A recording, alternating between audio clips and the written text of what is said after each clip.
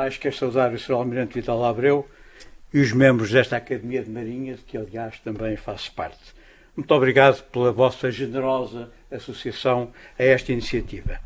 Também uma saudação amiga para os camaradas da Marinha aqui presentes e para os atuais colegas desta minha nova atividade profissional, a investigação histórica sobre a cartografia náutica, e para todos quantos se dignaram estar presentes neste lançamento. Quero também expressar o meu reconhecimento ao Dr. José Marques, que não está connosco hoje, e à equipa da estrutura de missão para as comemorações da viagem de circunnavegação, bem como à editora Altum, os quais tornaram possível a publicação deste livro. Muitas vezes se comparou a publicação de um livro ao nascimento de uma criança.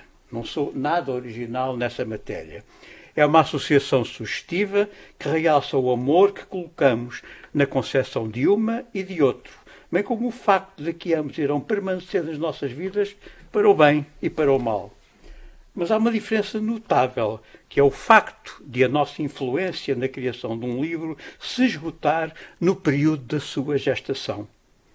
Por essa razão, muitos autores passam pela experiência traumática de verem arrancados das suas mãos os amados manuscritos, não obstante a sua íntima convicção de que muito haveria ainda a fazer para os tornar perfeitos. A este respeito, vem-me à memória a frase do poeta Cesário Verde, que podemos encontrar numa extração de Metro de Lisboa, e passo a citar: "Se eu não morresse nunca, e eternamente buscasse e conseguisse a perfeição das coisas." Fim de citação.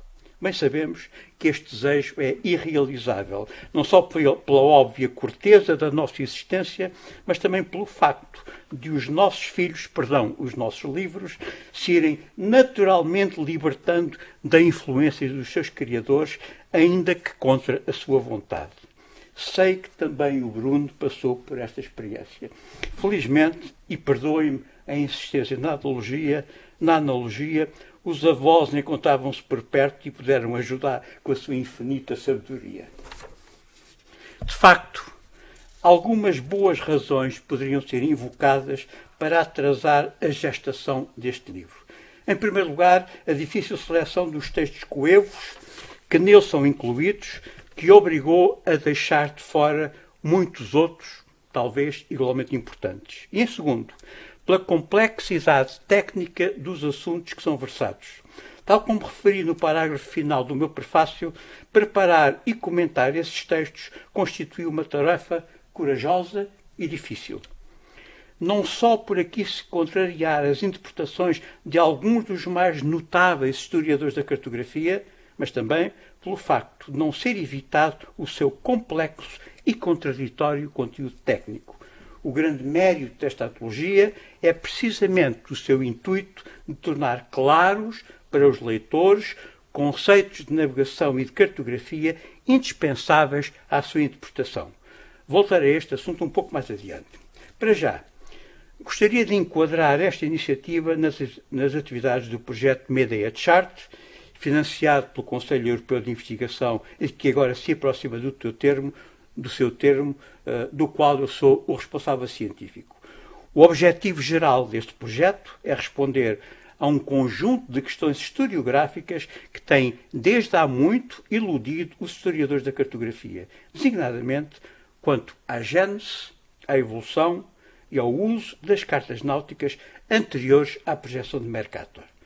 Muito embora a produção bibliográfica sobre estas matérias seja extensa, a grande maioria dos estudos relativos à cartografia dos séculos XV e XVI, a janela temporal desta antologia, tem-se sobretudo debruçado sobre os aspectos básicos relativos à autoria, à datação, ao conteúdo geográfico e ao contexto histórico das cartas. Tal é o caso dos Portugal e a Monumenta Cartográfica, de Armando Cortesão e Teixeira da Mota, ainda hoje uma referência insubstituível no estudo da cartografia náutica portuguesa, mas que não aborda matérias para nós essenciais, como a construção, o uso e a caracterização das cartas náuticas do passado como, e eu realço, instrumentos de navegação. A preparação de uma antologia comentada de textos antigos em que essas matérias são abordadas é precisamente uma das tarefas centrais do nosso projeto. Alguns desses textos, em particular os impressos, foram já objeto de edições modernas. É o caso, por exemplo, dos tratados de navegação produzidos em Portugal no século XVI, os quais mereceram a atenção de historiadores tão ilustres como Fontoura da Costa, Armando Cortesão ou Luís de Albuquerque, ou dos tratados científicos de Pedro Nunes relativos à Carta de Mariar, editados mais recentemente pela Academia das Ciências e pela Fundação Calouste Gulbenkian, sob a direção de Henrique Leitão, aqui presente. Contudo, muito ficou por dizer nessas edições sobre a forma como os autores do passado interpretavam as cartas náuticas da época. É precisamente esse o foco desta antologia. Como o Bruno reconhecerá, o facto de o nosso projeto ter ajudado a desbravar questões que até há bem pouco tempo eram simplesmente ignoradas ou rapidamente descartadas, repetindo teorias erróneas do passado, muito contribuiu para dar este passo qualitativo na interpretação dos textos antigos. Tal é o caso da velha teoria da carta quadrada, segundo a qual as cartas náuticas portuguesas do século XVI foram construídas utilizando a projeção cilíndrica equidistante, ou da ideia de que a geometria peculiar e complexa das cartas do passado se devia à falta de exatidão dos métodos de navegação. Justiça seja feita, algumas destas ideias tiveram origem em interpretações do século XVI. Pilotos, cartógrafos, cosmógrafos, que tipicamente confundiram aquilo que as cartas eram com aquilo que eles desejassem que as cartas fossem. O próprio Pedro Nunes não escapou a esta falácia no seu tratado Em Defensão da Carta de Mariar de 1537, como é, aliás, referido no livro do Bruno. Mas Nunes era uma mente brilhante e rapidamente se apercebeu do seu erro e emendou a mão a tempo, no que não foi acompanhado pela maioria dos seus leitores do passado e do presente, em quem faltou, porventura, a coragem de ler o texto difícil até ao fim. A inserção desta obra nas comemorações da viagem de circunnavegação de Fernão de Magalhães e Sebastião Elcano poderá parecer forçada. É claro que foram preparadas e utilizadas cartas náuticas na missão e outras foram produzidas na sequência dos seus resultados. Mas a ligação entre os dois assuntos, a viagem e a discussão dos autores coevos em torno das cartas do seu tempo, é muito mais profunda e muitíssimo mais interessante. Sabemos hoje que essa discussão foi precisamente desencadeada pela questão das Molucas, isto é, pelo conflito científico e político entre espanhóis e portugueses sobre a localização das Ilhas das Especiarias. Até então, as cartas eram concebidas, elaboradas e utilizadas como meros instrumentos de navegação, isto é, como ferramentas destinadas a apoiar o planeamento e a condução das viagens oceânicas. A navegação era conduzida utilizando as latitudes observadas a bordo por métodos astronómicos, os rumos fornecidos pela agulha magnética e as distâncias estimadas pelos pilotos. Exatamente como as cartas náuticas, nas quais as longitudes dos lugares eram pura e simplesmente ignoradas. Quando a questão sobre a longitude das Molucas se colocou, algum tempo antes da missão de Magalhães ser aprovada pelo rei Carlos I de Espanha, as cartas náuticas portuguesas colocavam-nas erroneamente no hemisfério espanhol, isto é, a menos de 180 graus ao ocidente da linha divisória do Tratado de Tordesilhas. Poderíamos apressadamente concluir que tal era o resultado natural da falta de exatidão dos métodos de navegação da época, ou pior ainda, que se tratou de uma elaborada conspiração de Magalhães destinada a obter a aprovação da coroa espanhola. Ambas as interpretações estão erradas. De facto, o que as cartas náuticas representavam era o caminho dos navios que faziam o seu percurso da carreira das Índias, de Lisboa a Goa e daí até ao Sueste Asiático. Não através de latitudes e longitudes como no mapa geográfico, mas sim de latitudes e rumos da agulha de marear não corrigidos da declinação magnética. O desvio das Molucas para o Oriente mais não é do que o efeito da declinação magnética no desenho das costas africanas. Embora este efeito só tenha sido cabalmente explicado por João de Castro em 1538, no seu roteiro de Lisboa a Goa, a ideia de que as cartas náuticas se encontravam distorcidas, certamente por culpa dos pilotos, começou imediatamente a ser considerada. Em particular, pelos representantes portugueses nas juntas de Badajoz-Elvas, que sem sucesso tentaram que observações astronómicas de longitude fossem realizadas para resolver a disputa. É esta questão sobre o posicionamento das Molucas, a qual constituiu uma ferida aberta nos textos de alguns autores portugueses do século XVI e até XVII, que propiciou o envolvimento dos intelectuais numa matéria até então confinada às oficinas dos cartógrafos e às pontes dos navios. Tal foi certamente o caso do cosmógrafo oficial Pedro Nunes, no seu notável tratado em defesa da Carta de Mariar, no qual esclareceu algumas das particularidades das cartas do seu tempo e tentou conciliá-las com os preceitos cartográficos enunciados 14 séculos antes por Cláudio Ptolomeu na sua geografia. Contudo, Nunes continua a culpar os pilotos pelo exagero da distância de Lisboa ainda e nunca reconheceu a influência da declinação magnética.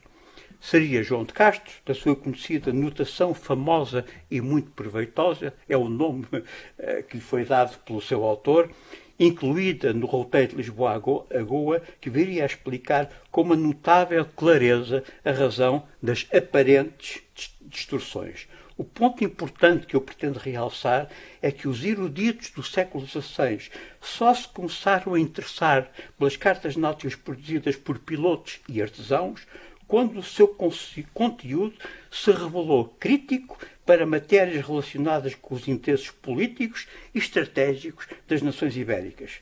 Mais ou menos por esta época, cartógrafos de gabinete empenhados em mostrar ao mundo o resultado das explorações marítimas ver-se-iam confrontados com o facto de a geometria das cartas náuticas, onde as novas informações eram plasmadas, não ser afinal compatível com a geometria dos mapas geográficos. Estas complexas matérias técnicas, a par de muitas outras, encontram-se comentadas na ontologia cujo lançamento agora celebramos. Que ela possa auxiliar os historiadores do presente a interpretar as vozes do passado sobre as velhas cartas de Mariar é tudo quanto podemos desejar. Para terminar, louvo mais uma vez a coragem e a persistência do Bruno em navegar nestas águas pouco conhecidas, frequentemente com um forte balanço, mar grosso pela proa e a pressão constante de um planeamento a cumprir-se com segurança. Parabéns, Bruno.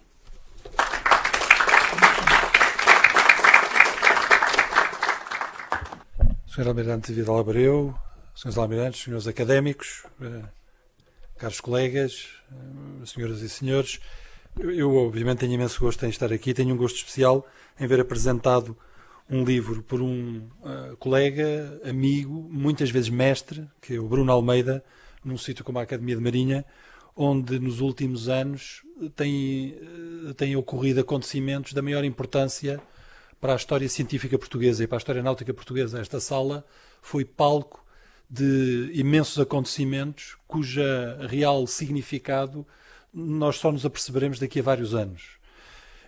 O que eu vou tentar explicar é que o aparecimento deste livro é um desses acontecimentos. O Bruno Almeida publicou um livro que é muito importante, que é um livro que vai ser muito duradouro, vai ser usado, consultado, discutido durante muitos anos e que é, como o comandante Joaquim Gaspar também explicou, e que é um livro difícil. Uma pergunta que se poderia fazer é porque é que o livro só aparece agora. Eu vou tentar dar algumas respostas, mas a primeira resposta é porque o que foi preciso fazer para publicar este livro, o que foi preciso que o Bruno Almeida fizesse para publicar este livro, é muito mais difícil do que aparenta. E é isto o meu propósito nos meus 10, 15 minutos. Quando nós lemos textos do século XVI, os pilotos e toda a gente de mar identifica que, quando se fazem viagens, identifica 3 instrumentos. Usam o que eles chamam 3 instrumentos. E isto é uma constante. Um instrumento é a bússola, a agulha magnética. Outro instrumento é o astrolábio. ou um equivalente, um quadrante ou uma balestilha, mas habitualmente referem o astrolábio. E o terceiro instrumento é a carta.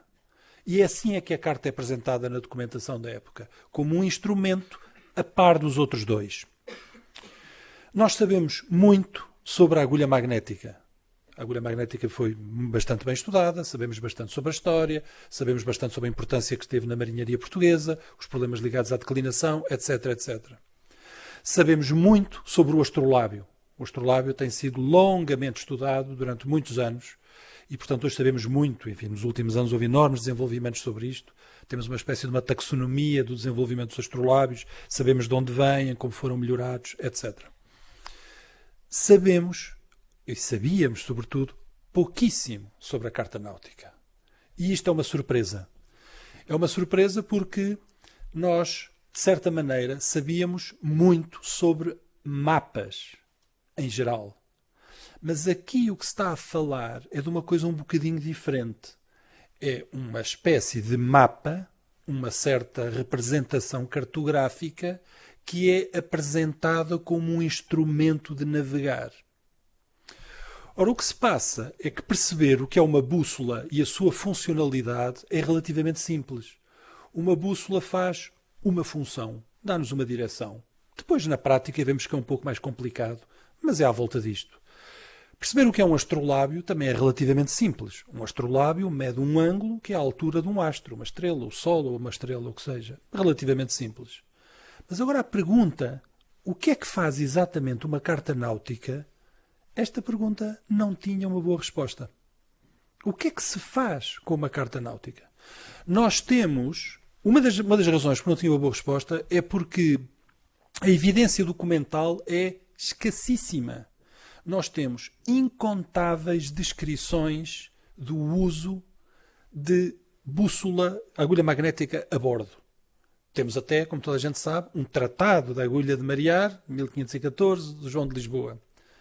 Temos incontáveis descrições de medições feitas com astrolábio. E temos muitas referências nos textos. Mas onde é que estão as descrições sobre o uso da carta? Como é que exatamente era usada uma carta de marear a bordo? E a informação sobre isto era escassíssima. Isto introduziu imensos problemas, mas o primeiro problema que introduziu foi qual é o objeto de que estamos a falar. É muito mais complicado do que parece, porque se nós pensarmos no que é um mapa em geral, e agora uma carta náutica em geral, uma boa imagem para se pensar neste objeto é imaginar um objeto que é constituído por camadas. Eu não estou a dizer que sejam camadas reais, mas são claramente camadas conceituais. Cada uma destas camadas contribui para a forma final do objeto. Uma das camadas óbvia é informação de geografia. Portanto, numa carta, num mapa, há muita informação de geografia que está lá posta. Outra camada é artística.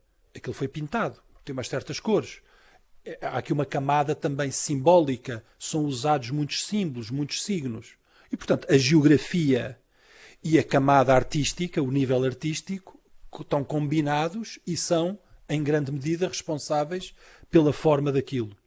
Mas sabemos que há outros níveis. Há, por exemplo, níveis políticos. Nós sabemos que há um nível, nesta imagem mental do mapa sendo em camadas, de intervenção externa política. Desviam-se fronteiras, aumentam-se zonas, diminuem-se zonas, etc. Mas depois há uma última camada, que é uma camada técnica. Aquela carta tem aquela forma, não só porque foi pintada de certa maneira, não só porque teve certa informação geográfica, não só porque os políticos fizeram como habitualmente fazem, a geneira naquilo em que tocam, mas também porque o processo de fazer a carta lhe atribuiu uma certa forma. Ou seja, parte daquela forma tem a ver com o processo como a carta era feita. E agora a pergunta é esta, mas como é que exatamente a carta era feita? Surpreendentemente, esta pergunta só começou a ter respostas concretas, respostas fundamentadas e precisas há muito poucos anos. Eu não vou fazer a história disto, mas como estamos aqui, o grupo onde o Bruno Almeida está integrado, comandado pelo comandante Joaquim Gaspar, tem, deste ponto de vista, contributos únicos. E estão aqui vários, está ali Shima Krtalic, Greg McIntosh, o Ricardo, a Ana. Este grupo tem feito, como eu acho que nenhuma outra vez na história de Portugal e nenhuma outra vez na história da cartografia náutica, uma clarificação de quê? Uma clarificação de como é que o modo de construir uma carta náutica determinou a forma com que a carta náutica fica. E isto ninguém sabia bem. Hoje sabemos imenso sobre isto. Porque se desenvolveram técnicas numéricas, porque o trabalho é feito por equipas muito boas, estes colegas são todos de altíssimo nível académico, porque se aprendeu imenso, não vou agora desfiar o rol, sabemos imenso sobre isto. Numa assistência onde estão muitos oficiais da Marinha, importa dizer e, digamos, revelar o coração do problema. O coração do problema foi quando se percebeu que o modo como se carteava, como se fazia uma carta náutica, está intimamente relacionado com o modo como se navegava. E esta coisa que parece uma afirmação de La Palisse só entrou na historiografia nos últimos 6, 7 anos. Não existe em mais lado nenhum. E quando se percebeu que a forma de uma carta traduz o modo como se navegava, imediatamente se percebeu que é impossível perceber a forma de uma carta náutica sem saber muito bem como é que a navegação está a ocorrer. Isto foi um progresso enorme. Mas tudo o que se aprendeu sobre cartas náuticas nos últimos anos foi importantíssimo, mas não resolveu o problema histórico. Porque o problema histórico permanecia. Isto é, esta clarificação que estava a fazer sobre a forma das cartas náuticas, somos nós, historiadores do século XXI, que as conseguimos fazer com aquilo tudo que sabemos, com as técnicas inovadoras que temos e com os processos que foram desenvolvidos para se fazer. Mas a pergunta histórica é esta. Mas o que é que as pessoas, no século XVI, percebiam disto? E esta pergunta tem agora uma resposta com o livro do Bruno Almeida. Só agora é que apareceu uma obra que deixa claro para toda a gente o que é que no século XVI os intervenientes percebiam, e na maior parte dos casos não percebiam, daquele objeto técnico que tinham na mão, da geometria daquele objeto técnico na mão. Portanto, o grande contributo do livro do Bruno Almeida, e por isso é que ficará numa estante como obra de referência nas próximas décadas, é porque naquele livro está contida a resolução deste problema histórico.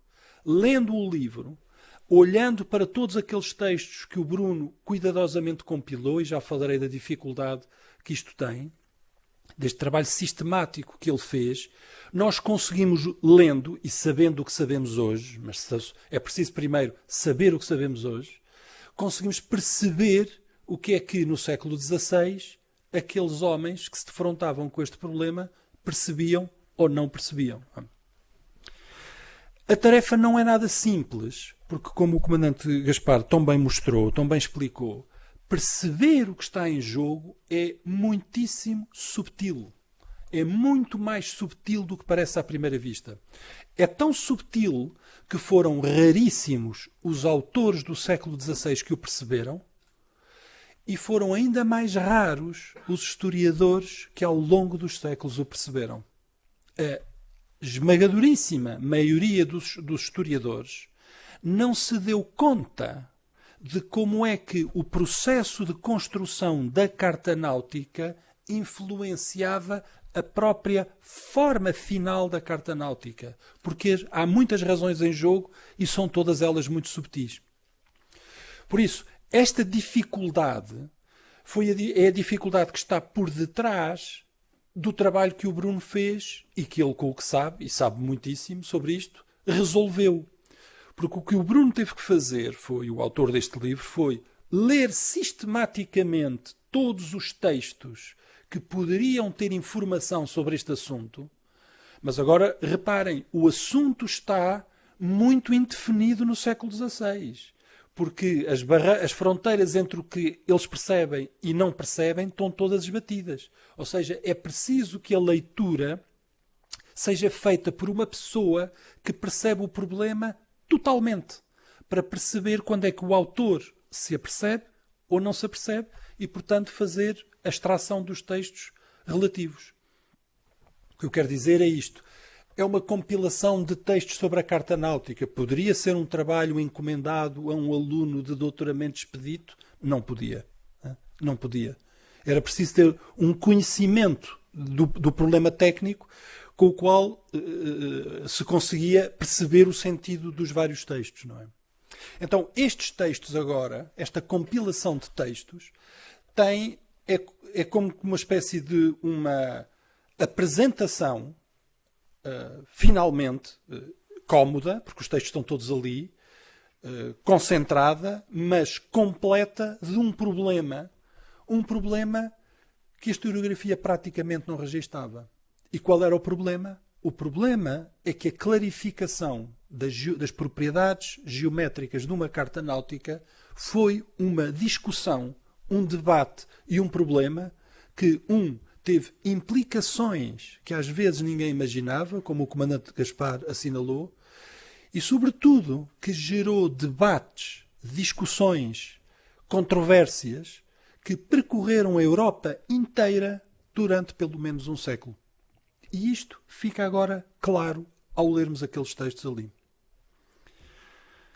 Por isso, ao apresentar este livro, que está integrado no trabalho da equipa Medeia, não se está só a fazer uma seleção de textos importantes sobre um assunto.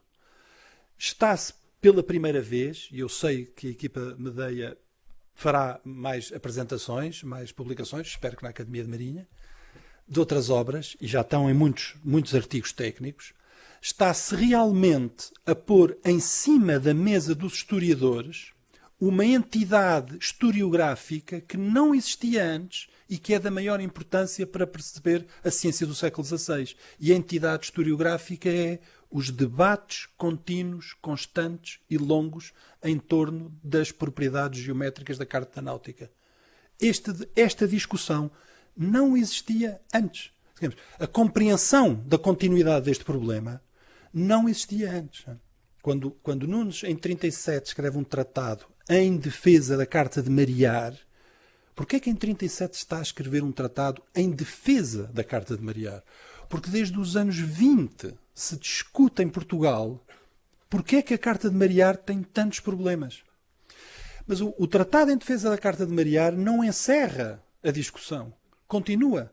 E ali podemos ver a genealogia do problema. Um texto após outro, um autor após outro, até ao final do século XVI, com o último texto que aparece, de Edward Wright, um texto importantíssimo, mas o debate também não termina. O texto de Wright, 1599, com que fecha o livro, é só por um corte cronológico, porque podia-se entrar pelo século XVII adentro e as fontes continuariam.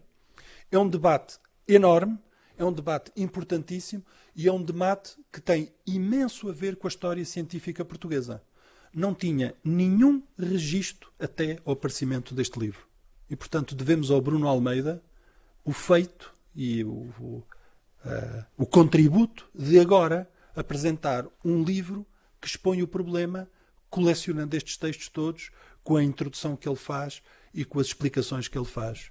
E devemos a toda, e presta aqui a minha homenagem, toda a equipa do Projeto Medeia, a começar pelo comandante Joaquim Gaspar, mas a todos eles, a produção de compreensão sobre este problema contínua nos últimos 5, 6 anos, que nós não tínhamos antes, além da construção da maior base de dados de cartas náuticas que existe no mundo. Todos eu penso que conhecem a base de dados da Medeia Chart.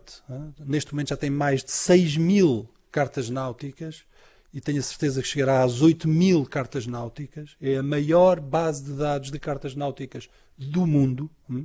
Um instrumento de investigação absolutamente único. Devemos aos colegas da equipa Medeia e hoje, muito em especial ao Bruno Almeida, este contributo que ficará e permanecerá durante muitas e longas décadas. Muito obrigado, Bruno.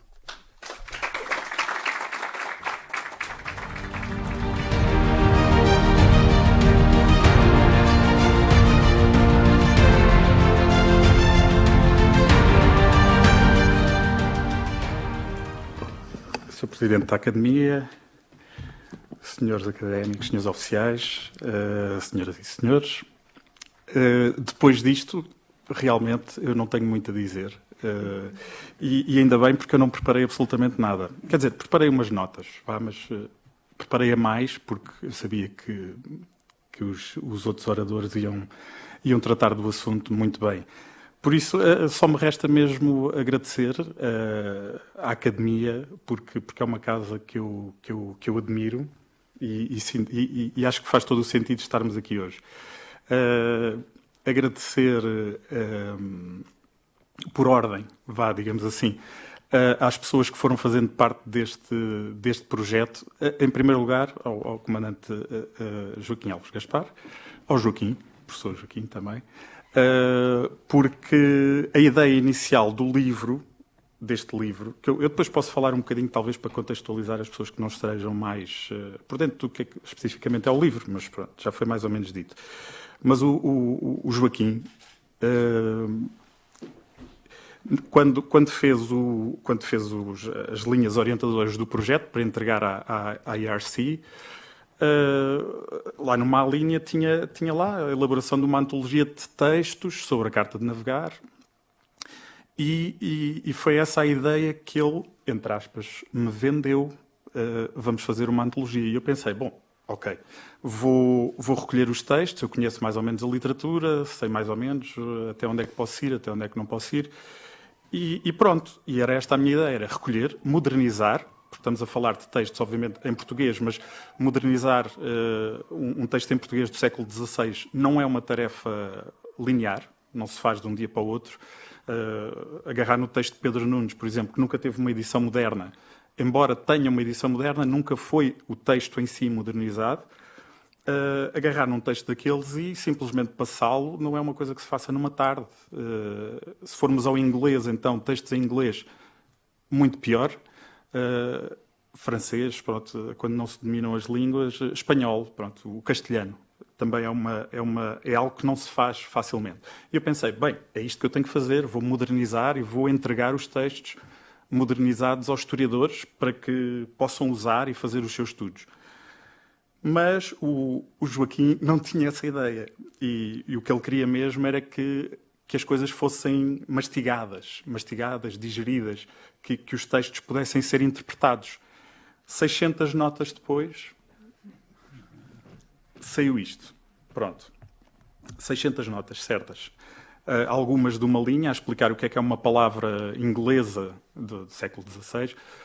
Outras a explicar porque é que a geometria da Carta de Navegar não era como o Pedro Nunes, ou como outros. O Pedro Nunes percebeu-a bem, mas houve lá um pequeno detalhe em relação à declinação magnética que ele esqueceu e optou por não... Percebe-se porquê, mas ele optou por não entrar nesse assunto, porque é que a declinação magnética e o que a bússola nos dá, porque é que aquilo interfere depois com o desenho das cartas. Porquê? Pronto. Isso já foi abordado pelos dois oradores anteriores. E isto às vezes dá-nos notas que são maiores do que a própria página do texto, não é? Ou seja, há esta discrepância toda. E pronto, e foi isto que demorou realmente muito tempo. Os dias passaram com muita aprendizagem, com muitas dúvidas, com muitas incertezas, porque talvez um dos maiores contributos destes dois senhores aqui sentados para a história da cartografia tenha sido uma coisa muito, muito concreta, que foi a definição do que é a geometria interna e a geometria externa de uma carta. E porque é que estas duas coisas, quando são postas num mapa, não casam? E porque é que depois surgem dali vários problemas? Deve-se a eles essa interpretação e a mim demoraram-me vários meses, para não dizer anos, a perceber o que é que ali estava. E só quando isso acontece é que realmente eu, de alguma forma, consigo passar para outra fase da escrita deste livro e depois dá então estas notas. As notas, para dizer o quê? Que as notas não são definitivas. Eu aqui não estou a... O meu objetivo não foi fechar assuntos, mas, pelo contrário, abrir portas.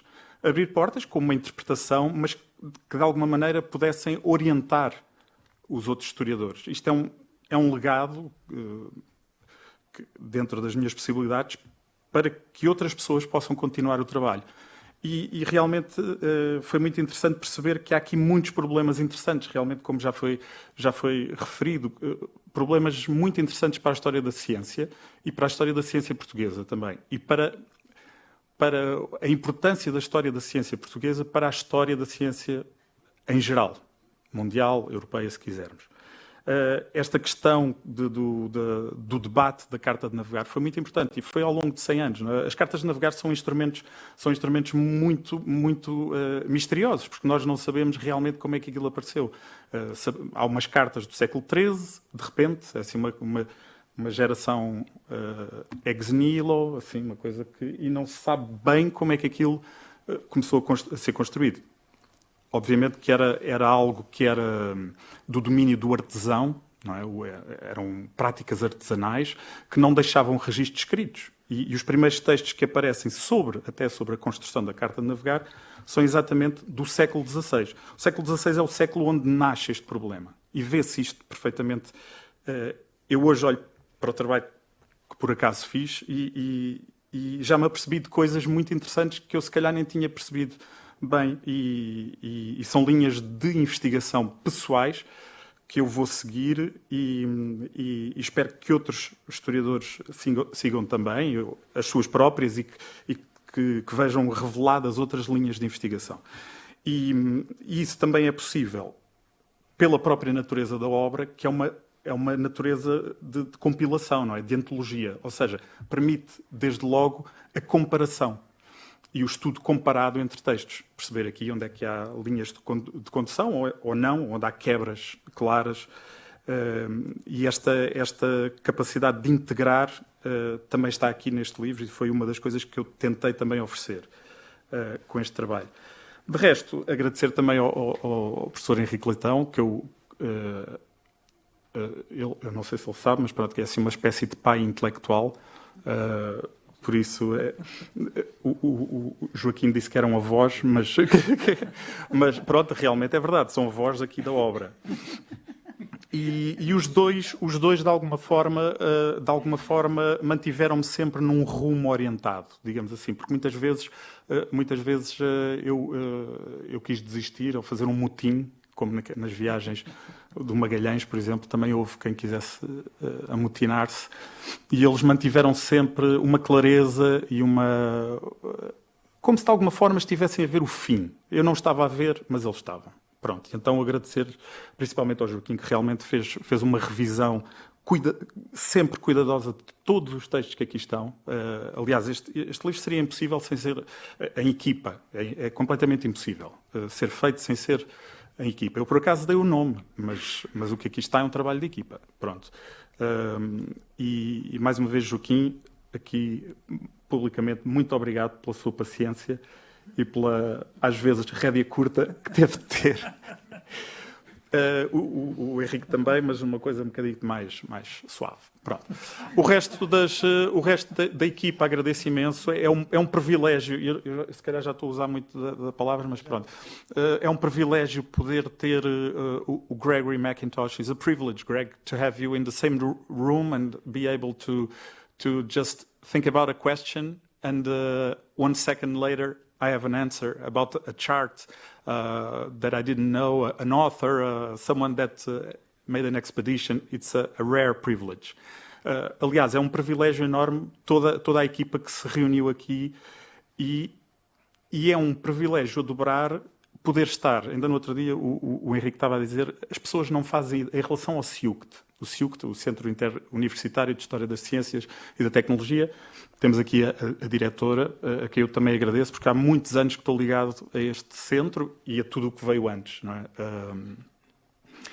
O Henrique dizia que as pessoas não fazem ideia do que se passa neste corredor, referindo o corredor da universidade onde nós trabalhamos. A quantidade de gente ali reunida, com as mais diversas capacidades, desde linguísticas. Eu, por exemplo, seria incapaz de ter feito este trabalho sem ter uma nativa, como a Shima Krtalic, de inglês, que eu dava-lhe uma palavrinha o que é que quer dizer esta palavra em inglês? Não sei o quê. E ela, a seguir, já tinha uma resposta. Ou em castelhano, ter o José Maria Madrid, que fez a revisão de todos os textos em castelhano, que é um investigador jovem, absolutamente brilhante, e que trabalha no projeto Rutter, que sendo mais novo que eu já admiro imenso, e ele, obviamente, foi também crucial. A Luana, que fez a Luana Djurdjevic, italiana, de origens pronto, o apelido eslovena, não é? Mais ou menos. Italiana, pronto. Aqui estas coisas que nós em Portugal não temos estas coisas, mas estes conflitos de nacionalidades estão ricos também na história europeia. A Luana, que olhou para o primeiro texto italiano, é um texto que inicia este livro e também fez o favor de fazer a sua correção. O Samuel Gessner, também um investigador que eu muito admiro e que conheço há muitos anos também, que reviu o texto em francês. Ou seja, tudo isto é um trabalho profundo de equipa, não é?